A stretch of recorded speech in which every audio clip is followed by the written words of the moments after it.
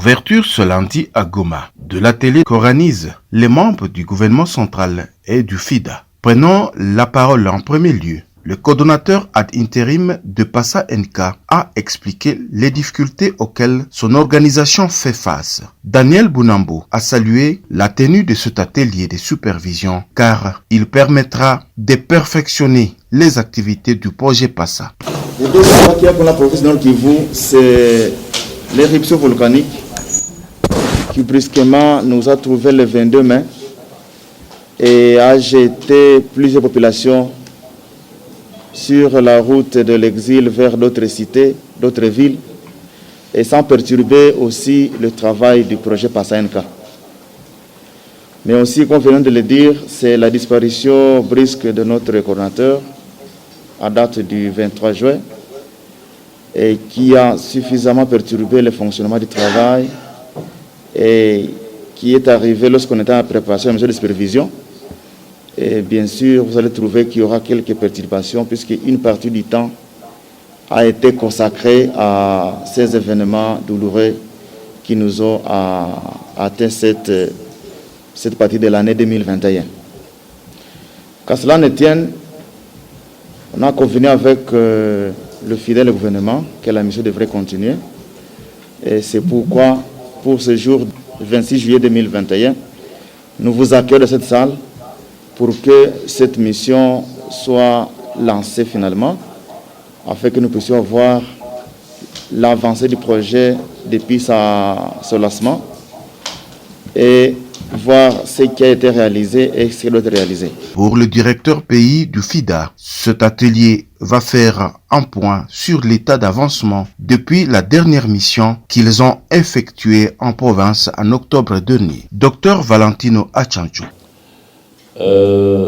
S'agissant effectivement de cette mission, il faut préciser que l'année prochaine, nous allons faire la revue à mi-parcours du Passa NK. Et cette revue à mi-parcours aura lieu au cours du premier semestre de l'année prochaine.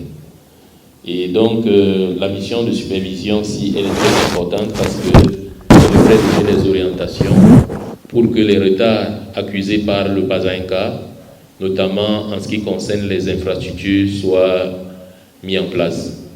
Je voudrais également féliciter les uns et les autres, notamment le feu coordonnateur du Passa NK, qui n'avait ménagé aucun effort pour suivre le dossier de ratification du financement au FID et qui a permis à ce que la ratification soit prononcée par les autorités. Et donc, actuellement, nous attendons seulement que le ministère de tutelle puisse saisir le ministère des Finances pour demander et transmettre officiellement le document de ratification à l'OFID. Une fois que cela est fait, l'OFID va autoriser le FIDA à commencer le décaissement des fonds sur les infrastructures, notamment tout ce qui est infrastructure de dessert agricole. Donc c'est donc dire que cela va apporter un autre changement, une autre dimension au niveau du Passa NK, y compris certains magasins de stockage au bénéfice des organisations de producteurs. Je voudrais dire que, comme à l'accoutumée, que nous mettons cette supervision sous, n'est-ce pas, l'angle de la concertation.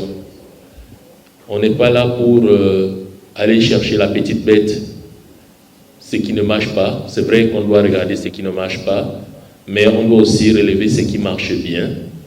Mais en plus de ça, nous sommes là pour pouvoir discuter ensemble, pour faire des propositions, de manière à ce que le projet puisse prendre en compte ces propositions pour s'améliorer. Donc, il ne s'agit pas seulement de critiquer, mais il faut des critiques constructives pour qu'on puisse avancer et on regarde dans la même direction. Je voudrais également insister sur la particularité du Passa NK qui insiste sur une mise en œuvre d'un certain nombre d'activités par les organisations de paysans bénéficiaires. C'est vraiment une nouveauté dans les projets de la RDC, mais c'est un gage de la durabilité. Et donc, nous devons tout faire pour que ce dispositif puisse marcher et puis que ça avance. Le conseiller spécial du ministre national de l'Agriculture a rassuré l'assistance que leur patron s'occupe sérieusement des difficultés qui empêchent le développement du projet PASA. Sébastien Mupenda. En ce jour, nous sommes très heureux parce que les jours d'aujourd'hui vont nous permettre, ou disons, la session qui commence aujourd'hui, va nous permettre d'identifier les points faibles du projet. Mais comme l'a dit le DPPI, l'objectif n'est pas de sanctionner. Ce n'est pas une mission d'inspection. C'est une mission de supervision qui normalement doit se clôturer par des recommandations. Et les recommandations n'ont pour objectif l'amélioration de points faibles identifiés lors de la mission. Ainsi, mesdames et messieurs, je vous invite au travail en concertation avec toutes les parties prenantes, les experts que nous suivons en ligne à travers les différents pays, les experts ici présents, la délégation du gouvernement congolais, l'équipe FIDA et l'équipe du PASA Nord-Kivu.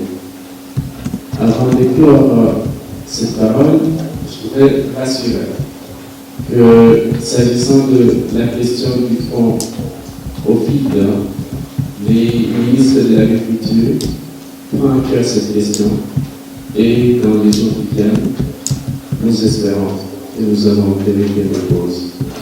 Cet atelier consacré à la mission de supervision va s'étendre jusqu'au 4 août prochain et contient à son sein des descentes à Rutshuru, à Beni, à Lubero, Masisi, Nyiragongo, où sont produites les cultures des 4 filières qui ont reçu le financement des PASA NK.